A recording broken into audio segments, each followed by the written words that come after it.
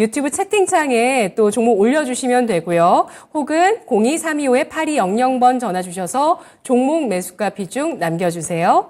다음 시청자분 만나보도록 할게요. 전화입니다. 안녕하세요. 네, 안녕하세요. 네, 시청자님 어떤 종목 있으실까요? SK 하이닉스요. 네, 매수가 비중 얼마십니까? 9만 원에 10%요. 예, 9만 원에 매수해 주셔서 오늘 종가 기준으로 매수가 부근이세요.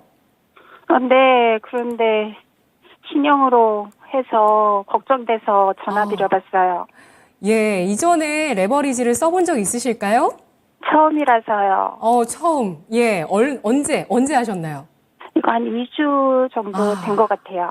네, 많이 긴장되셨죠? 네. 알겠습니다. 자, 이 신용을 쓴 SK 하이닉스 어떻게 대응할지 전략 세워보겠습니다. 김민준 전문가님.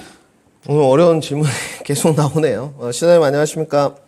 안녕하세요. 그러면 호심탄회하게 좀 여쭤볼게요. 뭐 수치는 말할 수 없고요. 개인 사생활이 있기 때문에 신용 비율이 지금 좀 여유가 있으신가요? 네, 여유는 있어요. 그러면 문제 없을 것 같습니다. 신용 비율이 300% 이상 좀 유지되고 있다고 하시면 일단 좀 가져가는데 문제가 없다 먼저 말씀을 드리고요. 이걸 먼저 이제 알아보는 게 중요한 게 반대 매매가 140% 밑으로 떨어지면 나가시는 건 알고 계실 것 같고요. 또 신용이 이제 2주밖에 안 됐다 쓰신지 일단 뭐 제가 드릴 말씀은 아닙니다만 일단 자기 자본 갖고 하는 게 가장 편안하고요. SK 하이닉스의 지금 가격은 부담스럽지 않은 가격입니다. 그러니까 하이닉스가 하방 경직성은 다 확보했다고 보는 쪽입니다. 주가는 저는 안 빠진다고 보는 쪽이고요. 그다음에 뭐 우리 시장님 조금 안정감을 드리려면 이런 말이 가장 좋을 것 같습니다. 제일 쌀데없는 걱정이 삼성전자고 하이닉스입니다. 솔직히 말씀드려서 주가의 수익률은 둘째 치고 하이닉스하고 삼성전자가 망하면 대한민국 어떻게 되겠습니까? 저는 산업 전반 50%는 주저앉는다고 보는 쪽입니다. 그래서 그럴 리 없다고 보여지고요.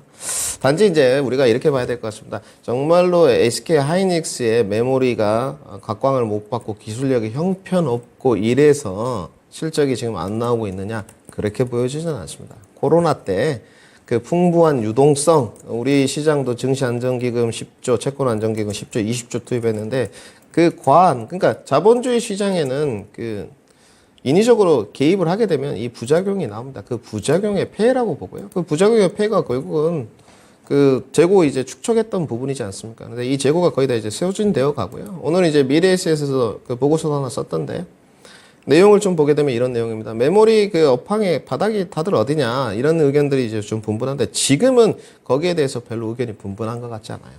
바닥권은 다 찍었다. 거의 모든 증권사들이 동의하는 것 같고요. 단지 이제 뒤에 주가 상승 퍼포먼스에 관해서 의견이 좀 갈리는 부분이 있습니다. 이런 부분이죠. 주가의 상승으로 이어지려면 실적 부분이 완벽하게 턴되는 것이 수치적으로 확인돼야 된다. 이런 부분들이 좀 있거든요.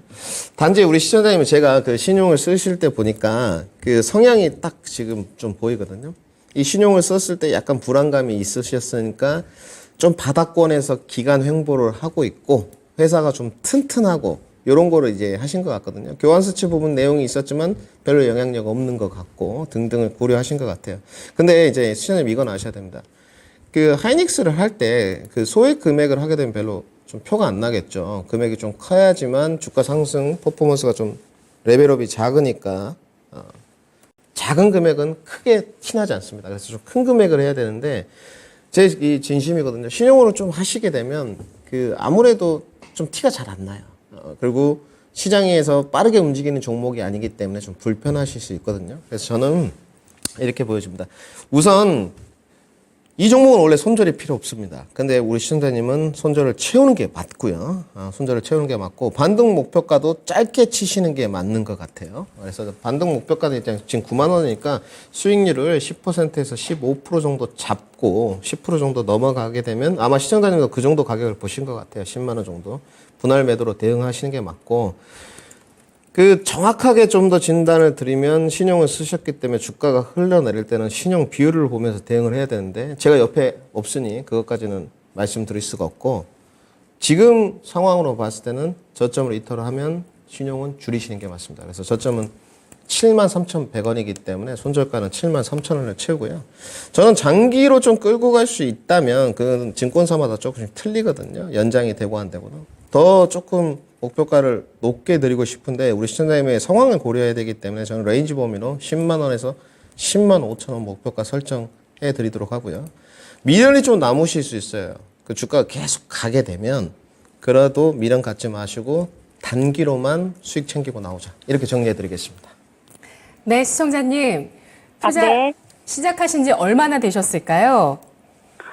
한 2, 3주 정도 됐고요. 저희 네. 전문가님 말씀 맞잖아. 단기를 보고 들어간 거거든요. 네.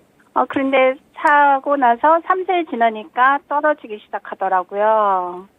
그래서 좀 걱정을 많이 했어요. 근데 95,000원을 보고 들어가긴 했는데 이게 기간을 어느 정도까지 봐야 되는지 궁금하네요. 아, 더 낮게 목표가를 보셨어요, 이분께서는. 95,000원 정도면 만족한다. 기마음은 95,000원이면 차트 보시죠. 박스권 상단을 보신 거예요. 예. 제가 봤을 때는 주식하신 지 3주밖에 안 됐는데 박스권 상단까지 봤다.